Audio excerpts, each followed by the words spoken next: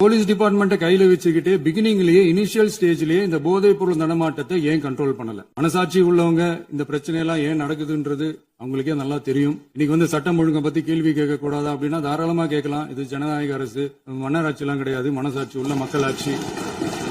கேள்வி கேட்கலாம், எல்லாருக்கும் எல்லா உரிமையும் உண்டு. விமர்சனம் செய்யலாம், எல்லாருக்கும் எல்லா உரிமையும் உண்டு. ஆனா நம்ம ஆட்சியில என்ன நடவடிக்கைகள் எடுத்திருக்கோன்றது தெரிஞ்சுக்கிட்டு அதுக்கு ஏத்த மாதிரி ஒரு நடுநிலையா பேசுனீங்கன்னா கொஞ்சம் நல்லா இருக்கும். சட்டம் ஒழுங்கை பத்தி யாருக்கு என்ன யோசனை இருந்தாலும், மக்கள் நலனுக்காக யாருக்கு என்ன யோசனை இருந்தாலும் அதை தாராளமாக சொல்லலாம்.